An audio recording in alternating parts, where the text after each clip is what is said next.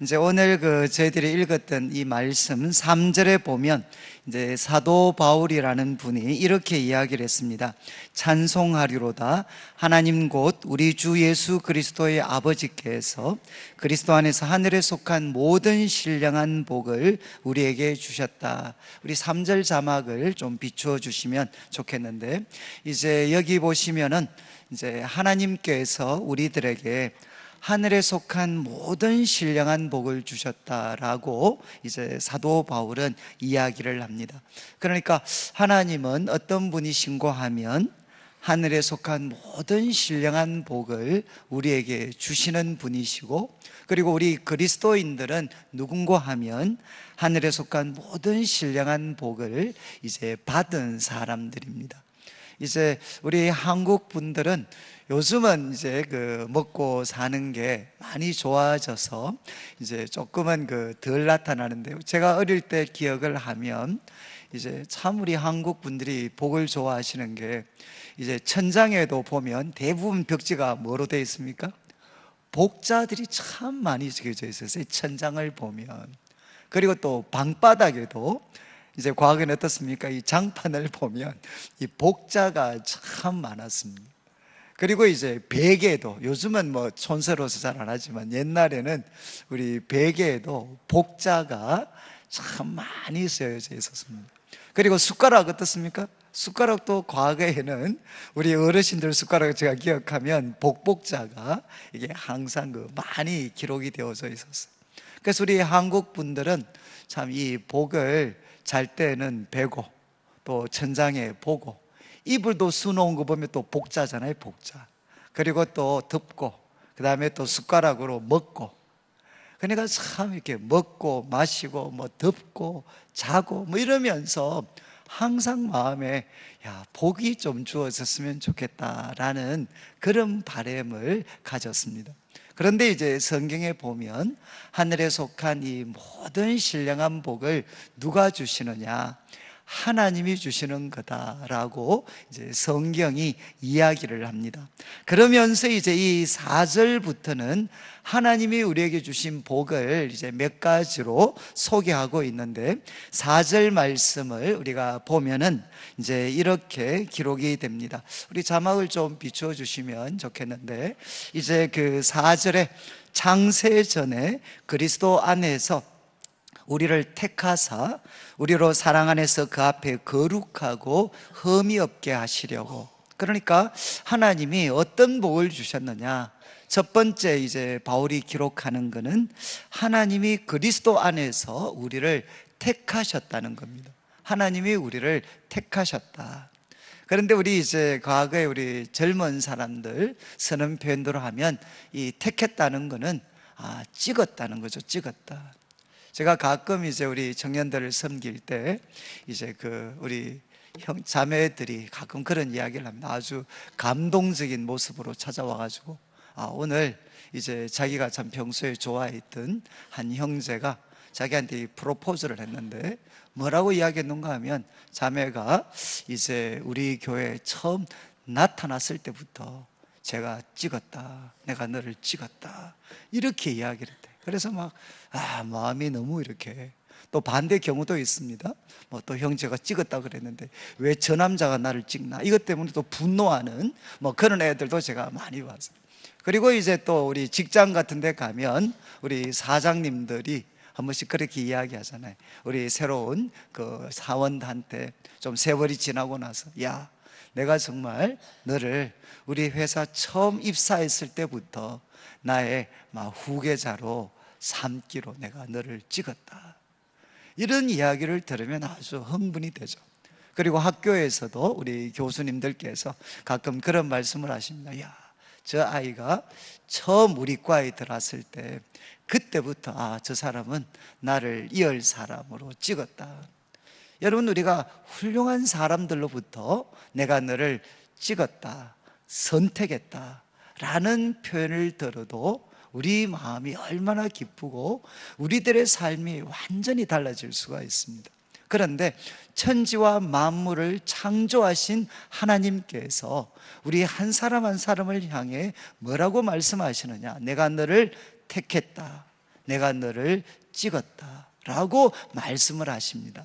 그런데 목적이 뭔고 하면 이제 4절 후반부에 보시면 사랑 안에서 하나님 앞에 거룩하고 흠이 없게 하시려고.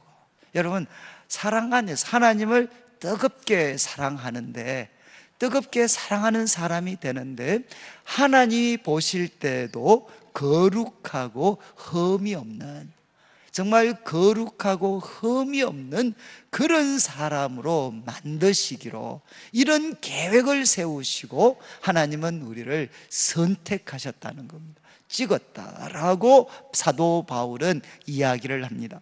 그리고 이어지는 이제 5절 말씀에 보시면 두 번째 말씀을 하시는데, 그 기쁘신 뜻대로 우리를 예정하사, 예정은 뭔가 하면 미리 계획을 세우시는 겁니다. 미리 계획을 세우시는데 내용이 예수 그리스도로 말미암아 자기의 아들들이 되게 하셨다. 이 말은 우리나라 말 번역은 조금 어렵습니다. 그런데 원래 원문은 뭔가 하면 예수님을 통해서 여러분들 한 사람 한 사람을 하나님의 아들과 딸로 입양하시기로, 아들과 딸로 입양하시기로 하나님은 미리 정하셨다, 예정하셨다라고 성경은 이야기를 합니다.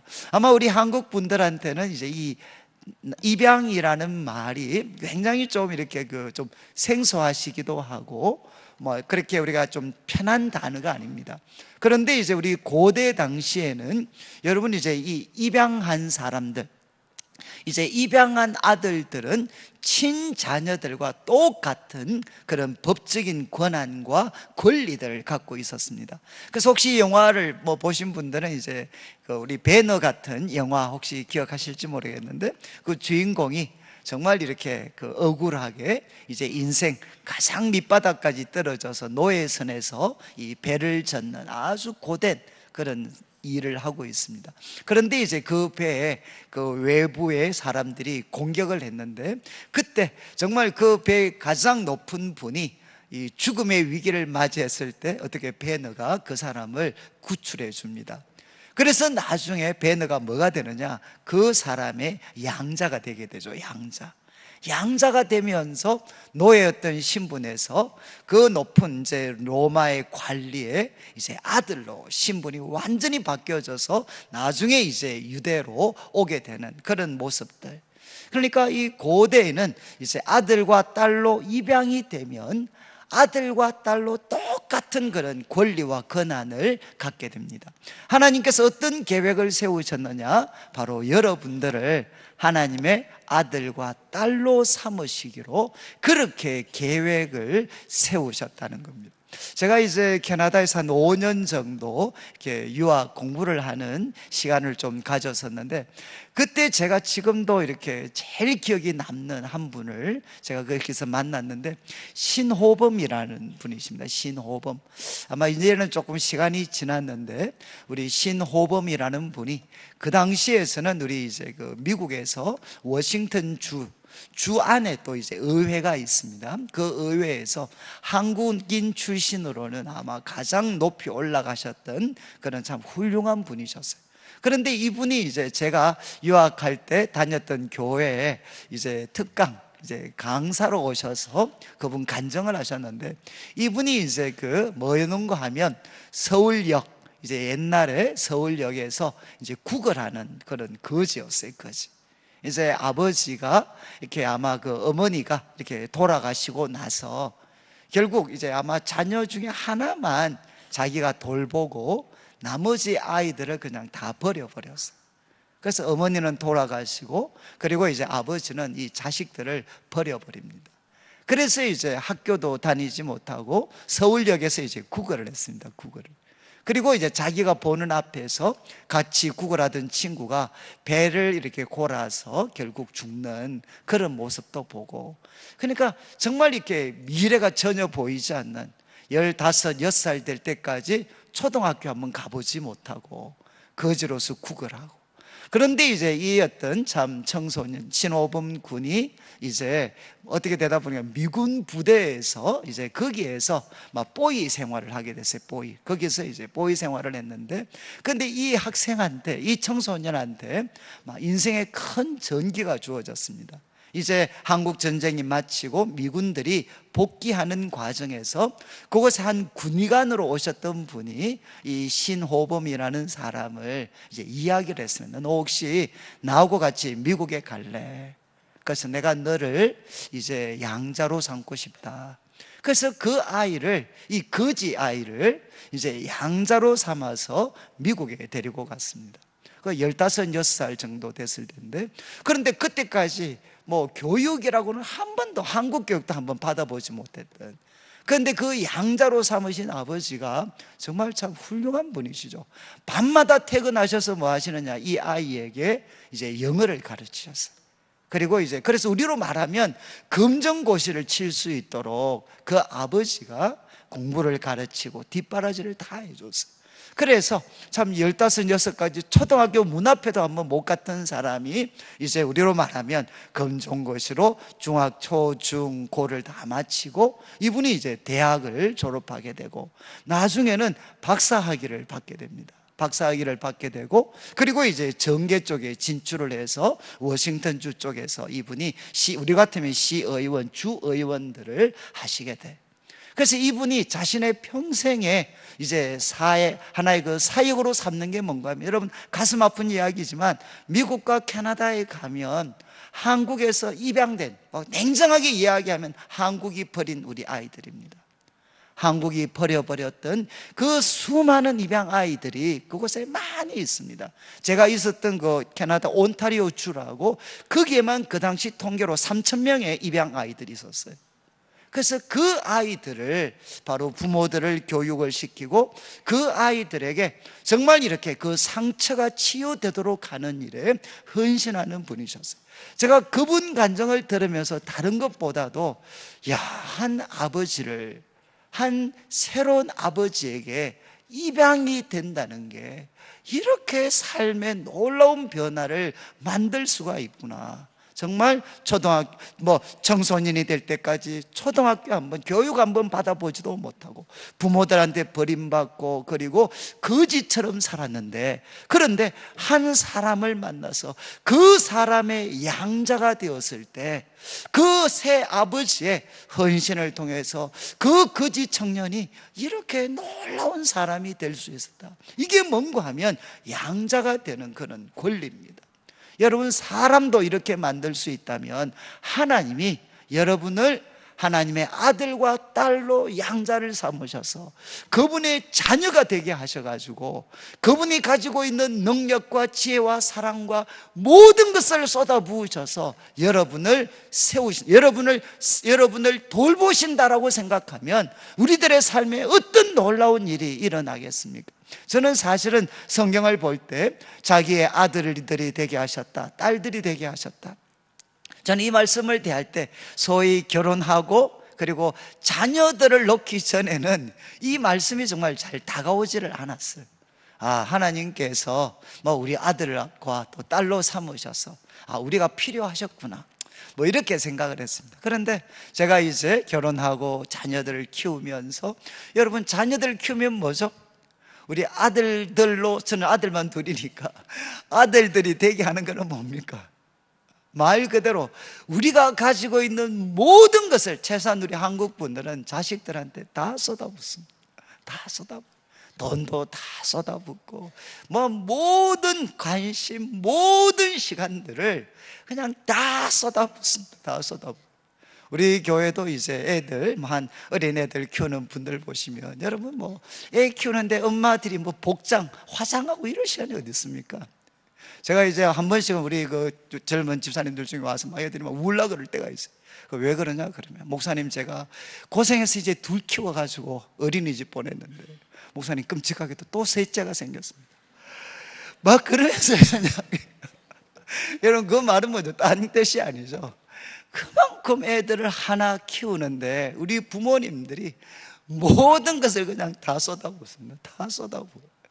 제가 왜 말씀드리는가 하면, 참 인간인 우리들도 여러분, 우리 자녀들을 양육할 때 우리가 가지고 있는 돈이나 시간이나 지혜나 모든 것을 누구한테 다 쏟아붓느냐? 우리 자녀들에게 쏟아부어서 우리 자녀들 잘 되도록 하는데 헌신하는데, 그래서 저는 그때부터 이 말씀을 대할 때 하나님이 그분의 자녀로 삼으신 여러분을 자녀로 삼으실 때는 정말 고생할 각오하셨구나. 하나님이 갖고 계시는 모든 것을 사용해서 여러분들을 거룩하고 영광스럽고 아름답게 하시는데 사용하시기로, 헌신하시기로 우리 하나님은 결심을 하셨습니다. 그래서 사도 바울은 이야기하죠. 여러분, 바로 하나님께서는 하늘에 속한 모든 신령한 복을 주셨는데 첫 번째는 여러분을 선택하셨습니다. 그리고 또 하나님께서는 여러분들에게 대해서 예정하셔서 그분의 아들과 딸로 삼기로 결심을 하셨습니다. 그런 다음에 이제 7절 말씀을 한번 보시면 7절 말씀에 우리는 그리스도 안에서 그의 은혜의 풍성함을 따라 그의 피로 말미암아 속량 곧 죄사함을 받았다. 여러분, 하나님께서 우리를 향해 우리를 택하시고 또 그분의 아들과 딸로 삼으시기로 계획을 세우셨는데, 이렇게 영광스러운 사람으로 세우시기로 계획을 세우셨는데, 지금 우리들의 삶은 어떻습니까? 지금 우리들의 삶은 어떻죠? 참 이렇게 만만하지가 않습니다. 우리들의 삶에는 정말 하나님이 모든 신령한 복을 주셨다라고 하기에는 우리들의 삶에는 실패도 많고 연약함도 많고 좌절도 많고 아픔도 참 많이 있습니다. 그런데 성경이 이야기하는 놀라운 소식이 무엇이냐? 여러분, 이 참 슬픔, 이 고통이 지배하는 세상, 하나님은 놀라운 계획을 세우셨지만 지금 이 세상은, 우리들의 삶은 슬픔과 고통 가운데 있습니다. 왜 이런 슬픔과 고통 가운데 있느냐? 성경은 이야기합니다. 인간이 하나님을 버리고 바로 자신을 섬기고 돈을 섬기고 쾌락을 섬기고 우상을 섬기고, 그래서 바로 사람들이 죄를 범하여서 어떻게 됐느냐? 하나님이 우리들을 향해 세우셨던 이 계획들을 인간 스스로가 다 망가뜨려 놓았다는 것입니다. 여러분, 참 과거와는 비교할 수 없을 정도로 지금 학벌이, 여러분, 우리 한국 사람들이 얼마나 많이 배웠습니까? 요즘은 우리 한국의 대학생 비율이 80%를 넘습니다. 여러분, 얼마나 많이 배웠어요. 그리고 과거와는 비교할 수 없을 만큼 얼마나 물질적으로 풍요합니까? 그런데도 불구하고 여러분, 우리가 살고 있는 이 세상이 행복합니까? 완전합니까? 아름다운 방향으로 가고 있습니까? 모든 사람들이 딜레마입니다. 그렇게 풍족하고 그렇게 많이 배우는데도 불구하고 세상은 점점 고통의 땅으로, 죽음의 땅으로 바뀌어져 가고 있습니다. 이유가 무엇이죠? 성경은 이야기합니다. 바로 죄라는 것이 아름다운 이 세상과 우리들의 삶을 망쳐 놓았다는 것입니다. 그런데 오늘 읽었던 이 말씀을 보면 하나님께서 예수님이라는 분을 통해 어떤 일을 하셨느냐? 아마 이런 구절들을 많이 들어보셨을 것 같아요. 하나님이 세상을 이처럼 사랑하사 독생자를 주셨으니 누구든지 저를 믿는 자는 멸망하지 않고 영생을 얻게 될 것이다. 여러분, 하나님께서 이 성경이 이야기하는 가장 기쁜 소식은 무엇이냐? 하나님이 죄로 망가진 이 슬픈 세상을 하나님이 사랑하셨습니다. 그리고 이 세상을 위해서 자기 독생자를 주셨습니다. 그런데 독생자 예수님은 무엇을 하셨느냐? 우리들의 죄를 대신 지시고 십자가에 피 흘려 죽으셨습니다. 그래서 오늘 읽었던 7절 말씀에 이야기하죠. 그리스도 안에서 그의 은혜의 풍성함을 따라 그의 피로 말미암아 속량 곧 죄 사함을 받았다. 여기 이 속량이라는 말은 아마 이 한문, 저도 지금도 못 쓰겠어요. 너무 어려운 단어입니다. 이 속량은 교회 밖에서는 아마 전혀 사용하지 않는, 뜻이 뭔가 하면 값을 치르고 풀어주는 것입니다. 값을 치르고 풀어주는 것. 그래서 고대에는 두 개의 적용이 됐어요. 이제 어디 적용이 됐느냐? 감옥에 갇힌 사람들을 이제 보석금, 돈을 주고 풀어주게 됩니다. 그리고 또 노예들, 노예들도 값을 치르고 그 사람을 풀어줍니다. 그때 뭐라고 이야기하느냐? 속량이라고 이야기를 합니다. 그리고 또 구약 성경을 보면 조상적부터 물려받은 재산이 있습니다. 땅이 있습니다. 그런데 이 땅을 다 그냥 잃어버리게 됩니다.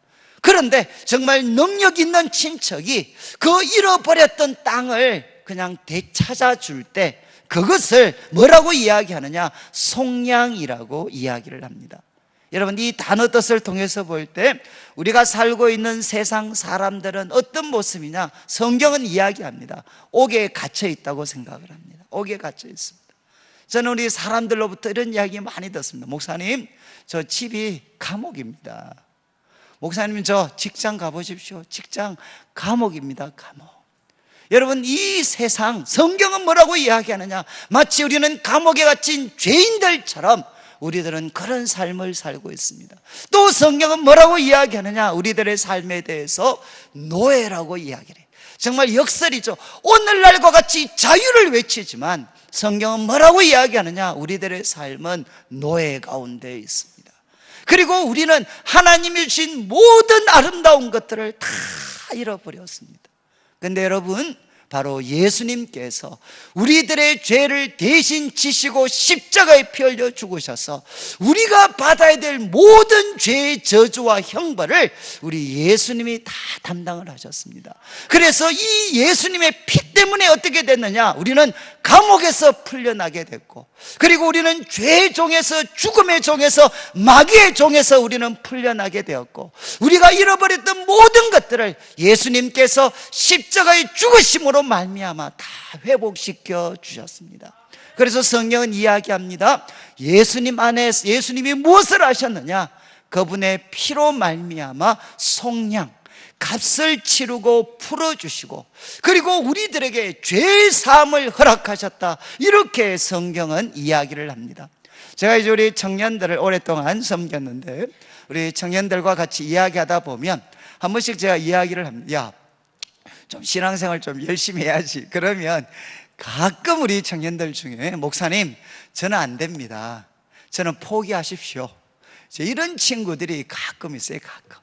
그래서 제가, 야, 뭐 포기는 하더라도 이야기는 좀 들어보자. 너 도대체 왜 나보고 널 포기하라고 하냐? 그러면 이제 친구가 이야기를 하는데, 목사님, 혹시 제가 고등학교 때, 고등학교 졸업하고 알바를 좀 해야 돼, 알바.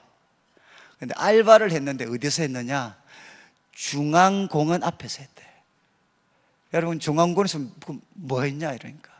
중앙공원 앞에서 이렇게 거적 깔고 사람들 사주 관상을 봐줬대. 사주 관상을 봐주면서 얘가 뭐 했느냐?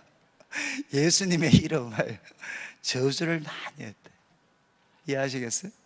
그 사주 관상 봐주고 자기 말로, 소위 말해서 사람들 속이면서 그때 예수님을 향해서 자기가 저주하는 말을 많이 뱉었대. 그래서 지금 하나님 앞에 이렇게 돌아오고 싶은 마음이 있다가도 항상 그 모습이 생각난다는 거예요. 거적 깔고 사주관상 봐면서 뭐 교회 이야기하면 예수님 저주하면서, 야, 그거 믿을 필요 없어 그러면서 예수님 저주하고, 그 모습이 자기한테 너무 생생하게 눈앞에 탁 나타나기 때문에 믿고 싶어도 믿을 수가 없다는 거예요. 그리고 또 제가 이제 어떤 한 친구, 서울에서 만났던 한 친구는, 목사님, 저 포기하십시오. 왜 그러냐? 그러니까 제가 자주 말씀드렸는데, 얘는 또 중학교 3학년 때, 예? 아버지가 장로님이셨어요, 그 교회. 어머니가 권사님이셨고, 애가 뭐 얼마나 잘생겼는지. 그리고 집도 방배동이 방배동. 예? 그러니까 뭐 부족한 게 없어요. 그런데 이제 이놈이 중학교 때 친구를 잘못 만나가지고 성적이 그냥 바닥을 쳤어요. 바닥을 치니까, 그러니까 이제 옛날 저희들 때는, 여러분, 고등학교 갈 때도 그 연합고사라고 시험이 있었습니다. 그리고 이제 연합고사 쳐서 인문계를 가려면 그래도 반에서 중간 이상은 해야 원서를 내줬어요, 원서를. 그런데 이제 그 이상이 안 되면 이제 원서를 써주질 않았죠. 그런데 얘는 집도 뭐 유복하고, 그러니까 이제 아버지, 선생님은 악착같이 너는 성적이 안 되니까 이제 너 연합고사, 너 인문계 못 내. 그런데 이제 부모님들한테 사정을 해가지고 이제 인문계 원서를 썼습니다. 이제 원서 쓰고 시험까지 한 2달 정도 시간이 남았는데, 여러분 공부를 열심히 하긴 하겠지만 그것도 뭘 해야 되겠습니까? 기도를 해야 되잖아요, 기도를. 근데 이런 애들이, 놀았던 애들이 또 잔머리가 너무 잘 돌아가요. 그래서 얘가 이제 곰곰이 생각을 하는 거죠. 이제 인문계 원서 내고 이제 한 2달 시간 남았는데 내가 열심히 노력해서 될까? 그런데 이제 이런 질문이 생겼어요. 내가 지금 하나님께 기도하면 내 기도를 들어주실까? 여러분, 공부 안 한 애가 하나님께 기도하면 하나님 들어주실까요? 안 들어주실까요? 또 이런 애들이 들은 풍을 있어서, 의로우신 하나님이, 공평하신 하나님, 공부도 안 하고 시험을 기도하면 하나님은 떨어뜨린다. 이제 이런 마음이 있어서 얘가 하나님께 기도를 하지 않고 누구한테 기도를 했느냐, 그날 얘가 이야기를 했어요. 딱 원서 쓰고 집에 와서 기도를 했는데, 누구한테 기도했는가 하면 마귀한테 기도를 했어요. 마귀야, 마귀야, 네가 살아있거든, 나 인문계 좀 보내줘, 이렇게 기도를 했어요. 그런데 이제 여러분, 이 기도가 응답을 받았을까요, 안 받았을까요? 근데 이게 마귀가 살아있어. 이 기도가 응답이 됐어요, 응답이. 얘가 합격을 했어요, 합격을. 인문계 합격을 했어요. 그러니까 뭐 난리가 난 거죠. 집안에서 난리가 났어요.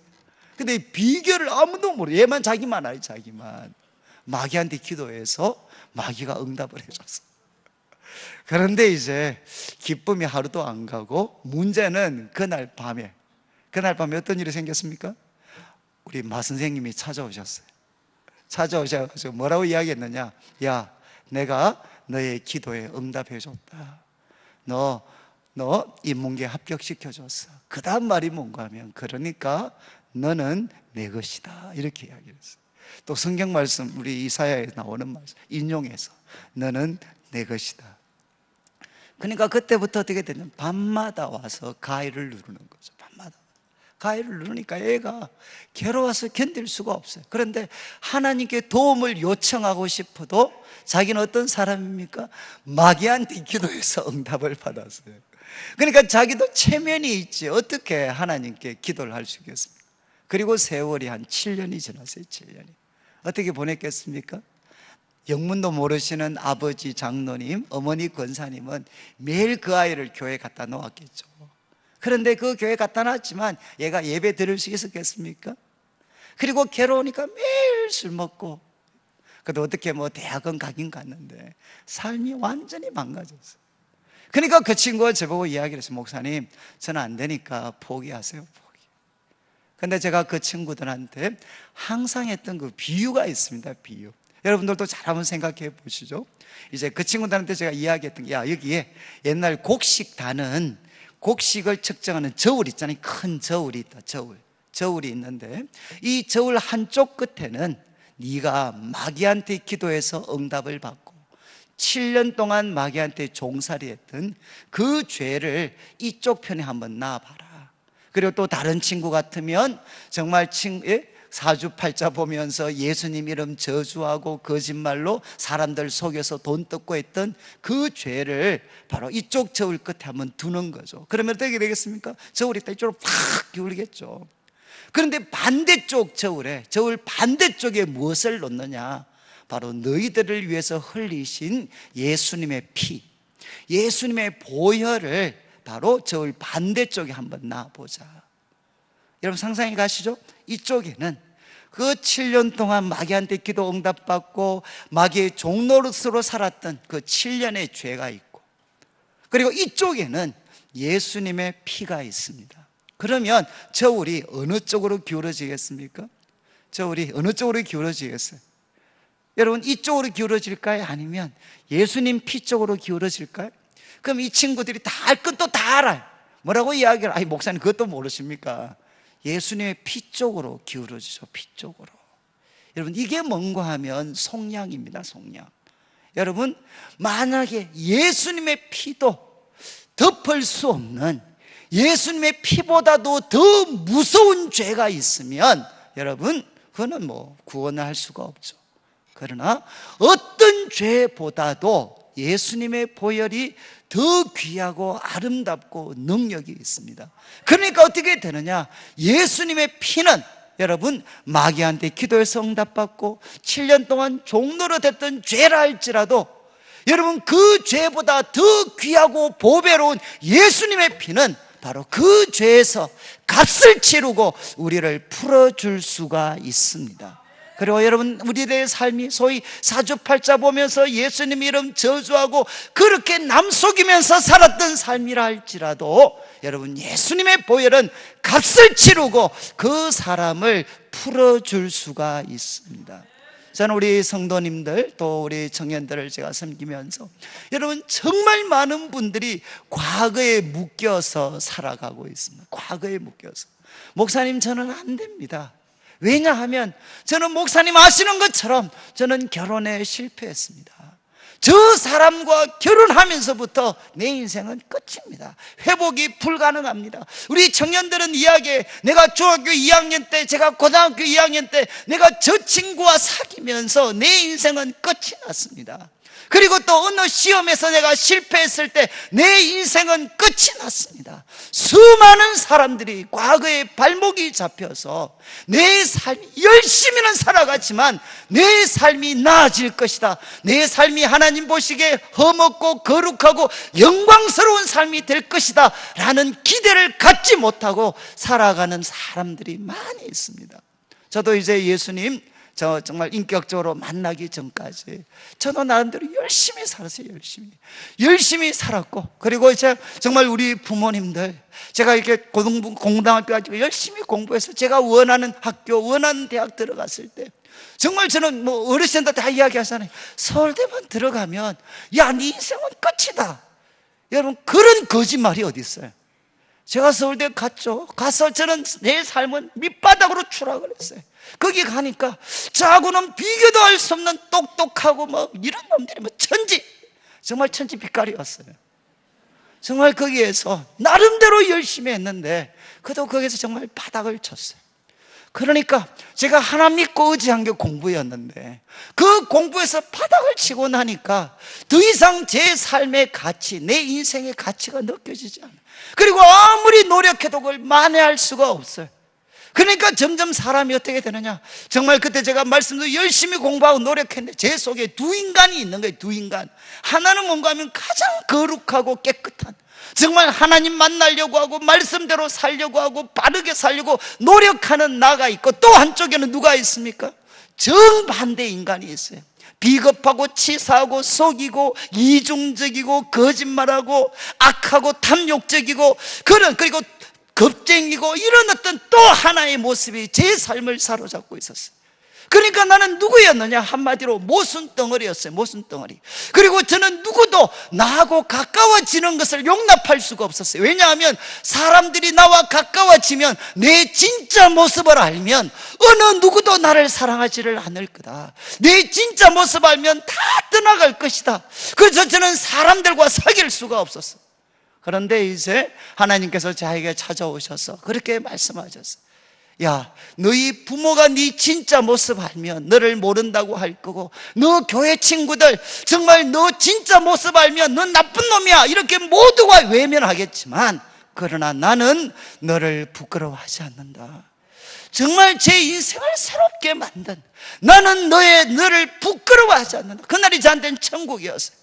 그런데 그 다음날 아침에 있을 때 마음에 질문이 생겼어요. 하나님은 의로우신 하나님인데 어떻게 나 같은 모순덩어리, 나 같은 이런 이중적인 인간을 하나님이 부끄러워하지 않으실 수가 있나? 그때 예수님이 말씀하셨습니다. 나는 너를 볼 때 그리스도를 통해서 나는 너를 보고 있다. 그때 제가 알게 된 게, 예수님, 하나님과 저 사이에 누가 계시느냐? 바로 예수님이 계셨어요. 예수님이. 이 예수님이 저의 모든 죄와 수치와 허물을 대신 지시고 십자가에 피 흘려 죽으셨고, 나를 대표해서 대신해서 하나님 앞에 완벽한 순종의 삶을 사셨어요.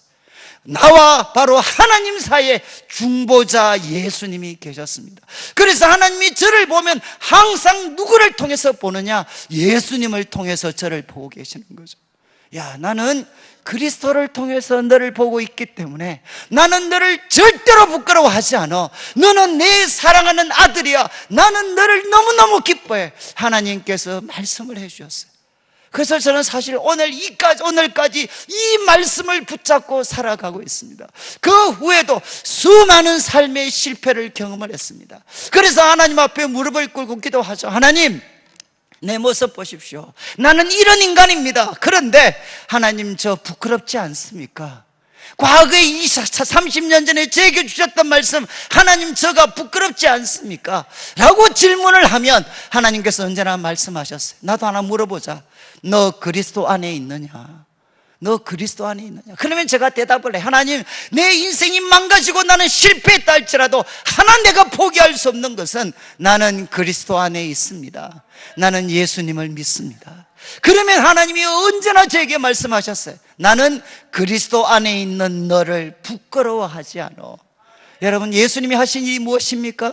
그분의 피로 말미암아 우리가 받아야 될 모든 저주, 죄의 형벌을 예수님이 다 담당을 하셨습니다. 이 예수님을 믿으면 어떻게 되느냐? 우리들의 삶에 하나님이 주시는 참된 회복, 그리고 우리들의 삶에 하나님이 주시는 참된 자유가 예수님을 통해 주어지게 됩니다.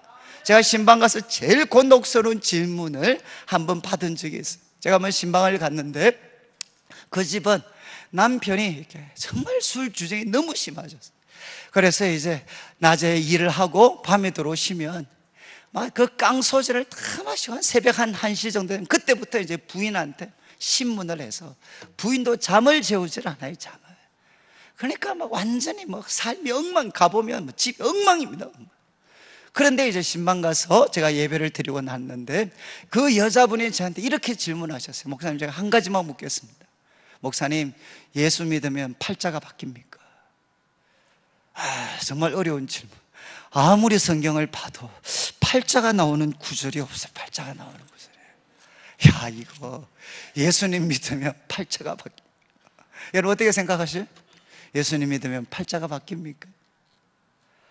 그때 제가 이제 믿음으로 대답을 했죠. 우리 갈라디아서 3장 13절에 보면 이런 말씀이 있습니다. 그리스도께서 우리를 위하여 저주가 되셔서 우리를 율법의 저주에서 속량하셨다라는 말씀이 나와요. 제가 그 말씀을 이분에게 읽어줬어요. 여기 보십시오. 예수님이 우리를 위하여 저주가 되셨습니다. 이 말은 무엇이죠? 지금 바로 집사님은, 성도님은 어떤 상황이냐? 당신은 지금 죽을 팔자입니다. 당신은 죽을 팔자입니다. 그런데 이 죽을 팔자라고 이야기하면 우리가 저주받아야 되는데 그 저주를 예수님이 대신 담당하셨습니다. 그분이 십자가에서 피 흘려 죽으시면서 우리가 받아야 될 모든 저주를 예수님이 대신 담당을 하셨습니다. 그리고 그분은 3일 만에 다시 살아나셨습니다. 이 예수님을 믿으면 어떻게 되느냐? 우리는 죽을 팔자에서 부활하신 예수님과 함께 우리는 살 팔자로 바뀌게 됩니다. 여러분, 저는 우리 성도님들 아마 살아오시면서 우리가 열심히 살았지만, 저도 참 뒤돌아보면 열심히 산다고 살았지만 참 부끄러운 것도 너무 많고요. 근데 여러분, 참 저는 갈수록 그걸 느끼는 거예요. 자꾸 우리 과거의 실패가 우리들의 발목을 붙잡아요, 발목을. 그때 내가 바른 선택했다면 이 고생은 안 했을 텐데 자꾸만 과거의 그 쓰라린 실패와 상처들이 우리들의 발목을 붙잡습니다. 그때마다 어떻게 해야 되겠습니까? 바로 그곳에 예수님의 보혈을 뿌리셔야 됩니다. 맞습니다. 하나님, 저 그때 실패했습니다. 저 잘못 선택했습니다. 그래서 저 이 고생하는 거 부분적으로 맞지만, 그러나 내가 받아야 될 형벌을 우리 예수님께서 십자가에서 대신 받으셨습니다. 내가 받아야 될 저주를 예수님이 대신 받으셨습니다. 이제 나는 부활하신 예수님과 함께 나는 살팔자로 제 운명이 바뀌었습니다. 주님, 저를 도와주십시오. 오늘 말씀을 마무리하면서 우리 성도님들, 참 이렇게 오늘 사도 바울이 이야기하는 것처럼 하나님은 어떤 분이시냐? 우리들에게 복 주시기를 원하시는 하나님이십니다. 그리고 하나님은 우리를 택하셨기 때문에 저는 여러분들이 이곳에 있다고 믿습니다. 그래 여러분, 하나님께서는 여러분을 하나님의 자녀로 삼으셔서 하나님이 가지고 계신 모든 걸 통해서 여러분을 영광스럽고 거룩하고 복되게 하시려고 하는 놀라운 계획을 갖고 계십니다. 바로 그 계획 가운데서 바로 우리를 위해서 예수님께, 하나님께서는 독생자를 보내주셔가지고 주님의 주님께서 우리들의 죄를 대신 지시고 십자가에 피 흘려 죽으셨습니다. 그리고 이 예수님을 믿게 되면 어떻게 되느냐? 우리가 받아야 될 모든 저주, 업보는 다 사라지게 돼요. 그리고 여러분, 바로 이 예수님의 도심을 의지해서 부활하신 예수님과 함께 새로운 삶을 우리가 살아갈 수가 있습니다. 제가 이제 미국에, 캐나다에 있을 때 한 목사님 오셔서 그렇게 이야기하셨어요. 자기가 요번에 미국 가서 우리 이름만 대면 알 수 있는 그 불교계의 대가가 계셨어요. 대가. 제가 그분은 이미 고인이 되셨기 때문에 이름을 이야기할 수는 없는데, 정말 이제 그분은 그냥 불교 신자로 돌아가셨다고 다 생각을 해요. 근데 이분이 아들이 이제 미국에 있었기 때문에 미국에 오면 그 목사님이 이야기를 하셨어요. 자기 교회를 오셨대요, 자기 교회를. 근데 그 불교계 최고의 그분 유명한 분이셨는데, 그분이 아들 집에 있다가 한 번은 워낙 이분은 공부를 열심히 하시는 분이에요.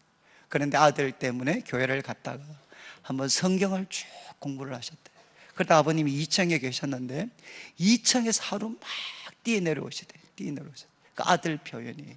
그러면서 아들 보고 이렇게 이야기했어요. 아들아, 이제야 내가 성경을 통해서 업보의 문제가 풀렸다. 업보의 문제. 여러분 이해하시겠어요? 죄를 지으면 우리는 뭘 다뤄야 되죠? 업보를 감당을 해야 돼. 죄는 업이 따르게 돼. 그러니까 근데 그 업보를 어떻게 해결할 수 있느냐? 끊임없는 윤회의 과정을 통해서 이 업보가 하나씩 그 오랜 세월 동안, 끝도 없는 세월을 통해 이 업보가 하나씩 풀려진다고 자기는 생각을 했어요. 그런데 성경을 보니까 어떻습니까? 하나님이 독생자를 보내셨고 그분이 우리가 받아야 될 이 업보의 무거운지, 이 삶의 무거운 업보를 우리 예수님께서 십자가에서 대신 담당하셨어요. 그래서 끊임없는 윤회를 통해서 우리들의 삶이 구원에 도달하는 것이 아니라 우리들의 업보를 십자가에서 대신 담당하신 예수님을 우리가 믿을 때 바로 우리들의 삶을 짓누르는 우리는 업보로부터 벗어날 수가 있습니다. 저는 우리 성도님들 한 분 한 분이 이 예수님을 내 삶의 구세주와 주인으로 모시고 실패의 쓰라린 상처가 우리들에게 고통을 줄 때마다 거기에 예수 그리스도의 보혈을 뿌리셔서 저는 우리 성도님들이 하나님이 주신 약속하신 이 하늘에 속한 모든 신령한 복을 누리실 수 있는 은혜를 받기를 주님의 이름으로 축원합니다.